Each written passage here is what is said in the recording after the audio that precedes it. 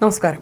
പത്തനംതിട്ടയിൽ കടബാധിതയെ തുടർന്ന് മൂന്നംഗ കുടുംബം ആത്മഹത്യയ്ക്ക് ശ്രമിച്ച് ഗൃഹനാഥൻ മരണപ്പെട്ട സംഭവത്തിൽ ഇസാഫ് ബാങ്കിനെതിരെ പ്രതിഷേധം ശക്തം. പത്തനംതിട്ട കൊടുമൺ രണ്ടാംകുറ്റി വേട്ടക്കോട് വീട്ടിൽ ലീലയാണ് ഇന്നലെ മരിച്ചത്. ഭർത്താവ് നീലാംബരൻ, മകൻ ദിബിൻ കുമാർ എന്നിവർ ഗുരുതരാവസ്ഥയിൽ കോട്ടയം മെഡിക്കൽ കോളേജ് ആശുപത്രിയിൽ ചികിത്സയിലാണ്. ഇന്നലെ രാവിലെ 8:30 ഗൃഹനാഥനായ നീലാംബരൻ ബന്ധുവിനെ ഫോണിൽ അറിയിച്ചതോടെയാണ് സംഭവം പുറലോകം അറിയുന്നത്.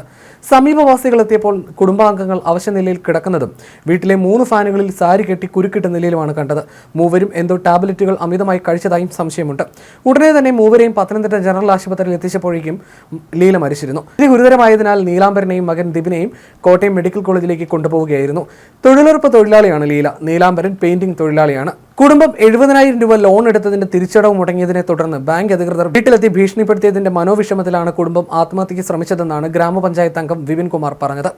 ബാങ്ക് അധികൃതരുടെ ഭീഷണിയെ തുടർന്ന് മൂന്നംഗ കുടുംബം ആത്മഹത്യ ചെയ്യാൻ ശ്രമിക്കുകയും വീട്ടമ്മ മരിക്കുകയും ചെയ്ത സംഭവത്തിൽ പ്രതിഷേധിച്ച് യുവജന സംഘടനകൾ ഇസാഫ് ബാങ്കിന്റെ പത്തനംതിട്ട ശാഖ ഉപരോധിച്ചിരുന്നു.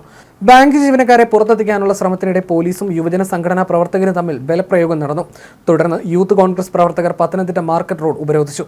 ഈ സമയം അതുവഴി വന്ന ജില്ലാ കളക്ടറുടെ കാർ തടയാൻ ശ്രമിച്ചതോടെ പോലീസ് യൂത്ത് കോൺഗ്രസ് പ്രവർത്തകരെ അറസ്റ്റ് ചെയ്ത് നീക്കുകയായിരുന്നു. കഴിഞ്ഞ ദിവസം നടന്ന പ്രതിഷേധ സമരത്തിന് KPCC ജനറൽ സെക്രട്ടറി അഡ്വക്കേറ്റ് പഴുകുളം മധു, മുനിസിപ്പൽ കൗൺസിലർ ജാസിം കുട്ടി, യൂത്ത് കോൺഗ്രസ് ജില്ലാ പ്രസിഡന്റ് വിജയ് ഇന്ദുചൂടൻ തുടങ്ങിയവർ നേതൃത്വം നൽകി. സംസ്ഥാനത്ത് ക്രമസമാധാനം തകർന്ന അവസ്ഥയിലാണെന്നും പലിശക്കാരും കള്ളപ്പണക്കാരും പൊതുജനങ്ങളെ കൊള്ളയടിക്കുന്നതിന് സർക്കാർ ഒത്താശ ചെയ്യുകയാണെന്നും അഡ്വക്കേറ്റ് പഴുകുളം മധു മാധ്യമപ്രവർത്തകരോട് പറഞ്ഞു. UDF സർക്കാർ പലിശക്കാരെ നിയന്ത്രിക്കാൻ നടപ്പാക്കിയ ഓപ്പറേഷൻ കുബാര പോലെയുള്ള നടപടികൾ പിന്നീട് വന്ന LDF സർക്കാർ അട്ടിമറിച്ചതായും പഴുകുളം മധു ആരോപിച്ചു.